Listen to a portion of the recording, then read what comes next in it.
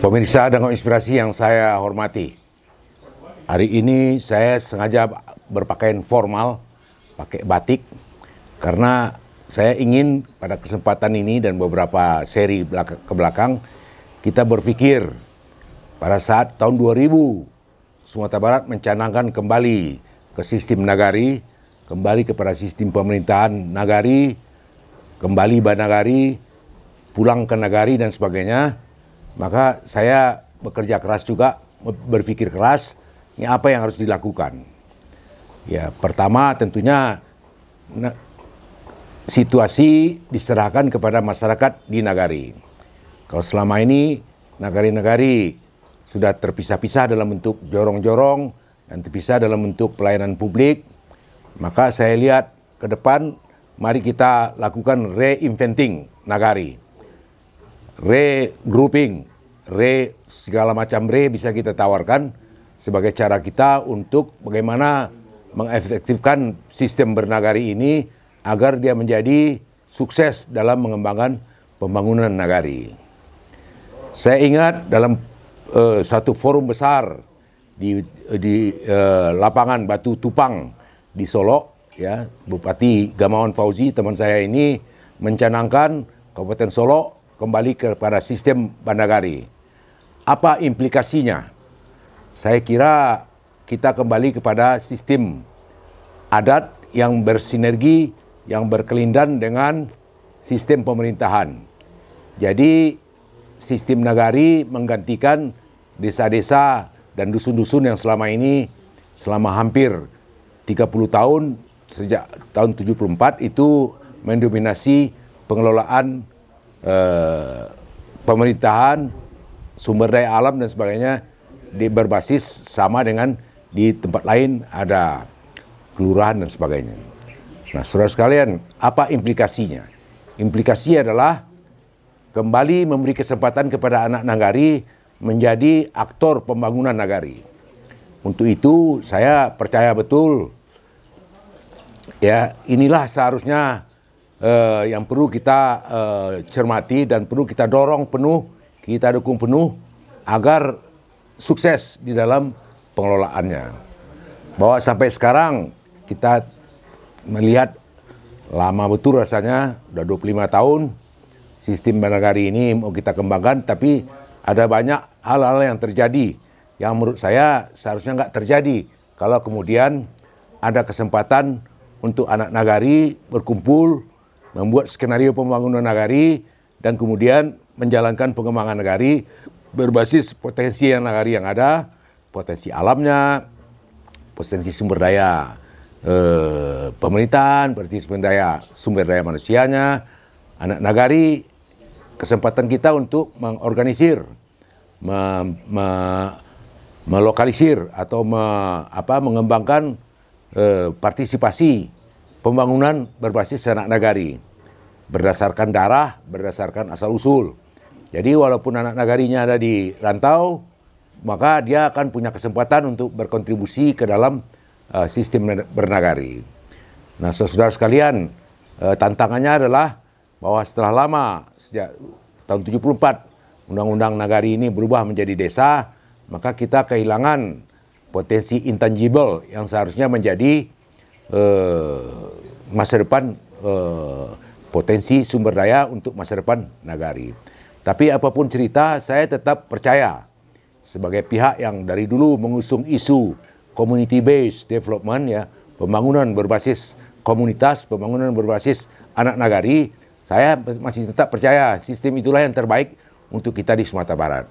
Maka gagasannya lebih lanjut adalah bagaimana kemudian suatu waktu, suatu kesempatan anak nagari duduk bersama merancang skenario pembangunan nagari, katakanlah skenario 25 tahun pembangunan nagari. Kalau kita bicara dengan kekinian, kita perlu mengembangkan sistem pembangunan nagari menuju 100 tahun kemerdekaan 2045. Jadi ada program, ada pengembangan yang harus kita lakukan selama 20 tahun ke depan, sehingga kita akan mencapai nanti potensi di mana nagari bisa susul menyusul pengembangannya, berkembang dan menjadi makmur, menjadi hebat setelah 20 tahun ke depan.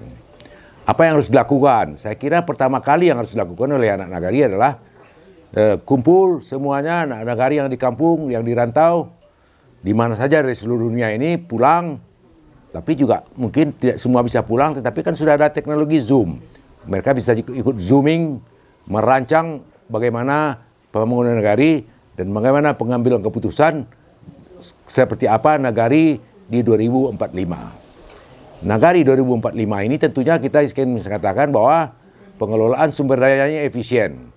Sumber daya pemerintahannya efisien, sumber daya alamnya dikelola secara efisien, punya masa depan, harga baik, memberi dampak ekonomi kepada anak nagari, pengembangan SDM nagari, di mana kemudian seluruh nagari bisa menyebut anak nagarinya mencapai kedudukan yang baik, hebat, dan kemudian kalau dalam sudut pendidikan sekurang-kurangnya mayoritas sudah S1.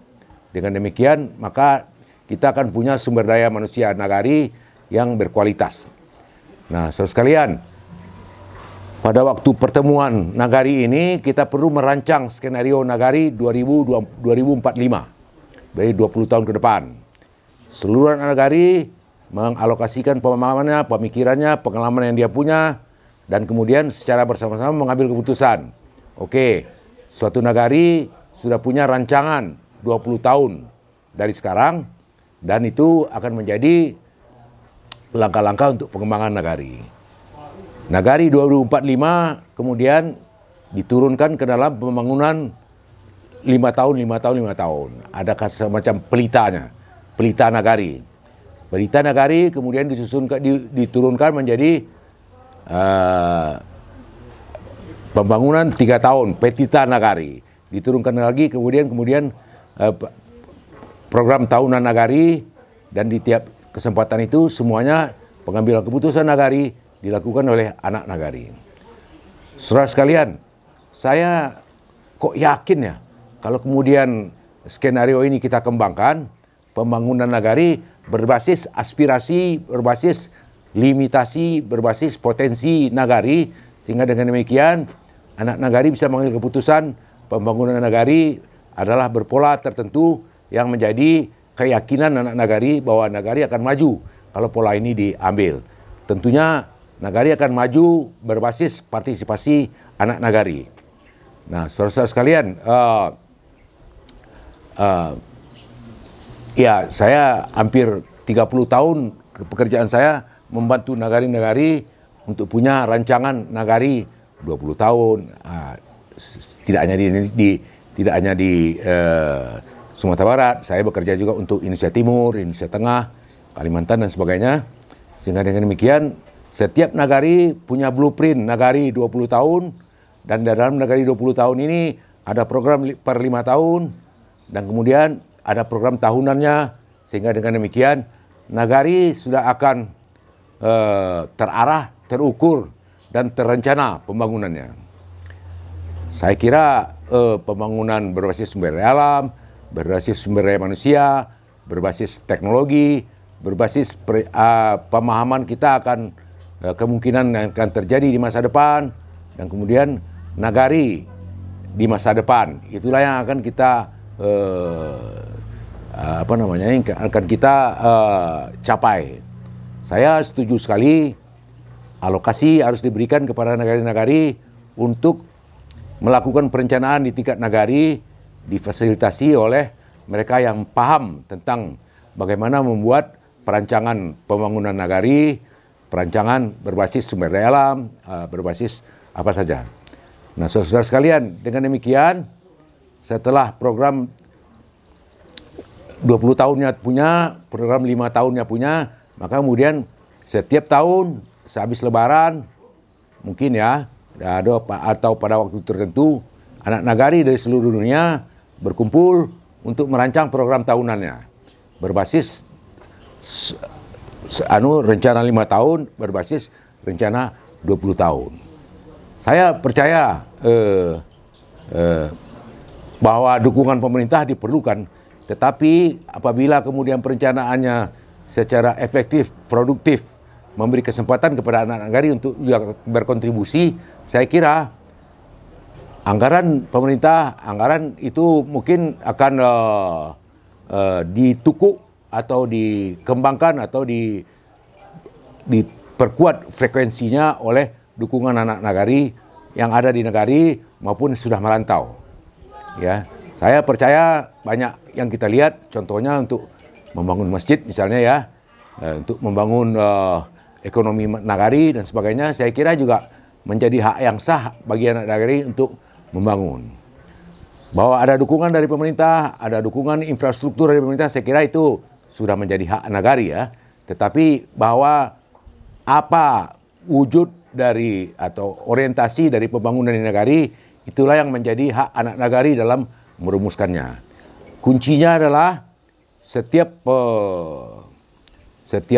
tahun ya, setiap sekali lebaran, anak nagari yang dirantau pulang ke kampung, itu akan ada musyawarah nagari yang akan berkelanjutan untuk memutuskan masa depan nagari-nagari. Kalau itu terjadi, maka menurut saya menjadi hak yang sah untuk nagari untuk merumuskannya. Nah, rumusan itulah yang akan menjadi masa depan nagari. Target untuk sementara ini mungkin kita gunakan target 100 tahun kemerdekaan. Jadi tahun 2045 kita berharap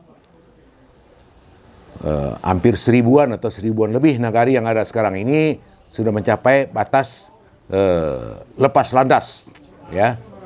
Semakin cepat lepas landas semakin bagus. Tetapi menurut saya, mari kita ambil patokan 2045 seluruh nagari-nagari di Sumatera Barat adalah pemilik yang sah dari ulayat nagari, memiliki program pembangunan nagari, menikmati pengembangan pembangunan, dan kemudian dengan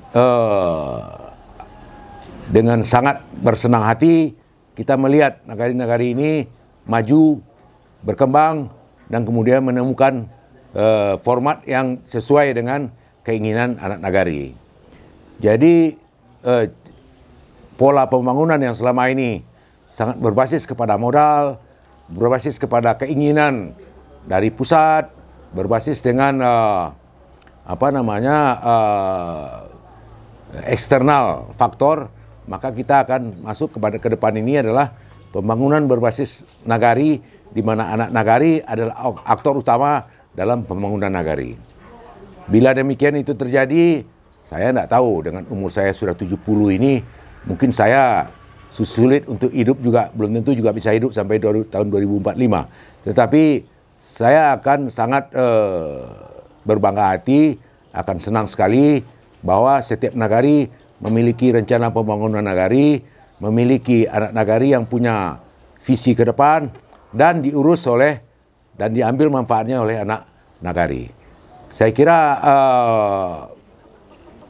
pemikiran saya tentang nagari ini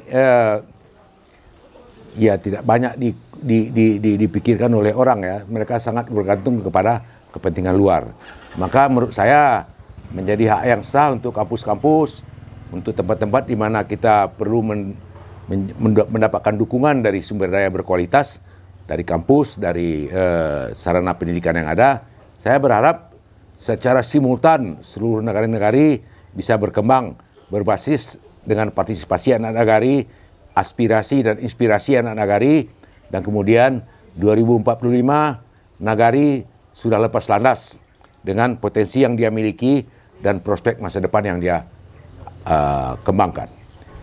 Saya kira bicara nagari itu yang menjadi inspirasi saya sejak tahun 2000, awal dicanangkannya kembali bernagari, kembali ke sistem nagari, dengan diresmikannya dengan kembali bernagarinya diawali dengan Kabupaten Solok yang dicanangkan di lapangan Batu Tupang di daerah Solok. Terima kasih.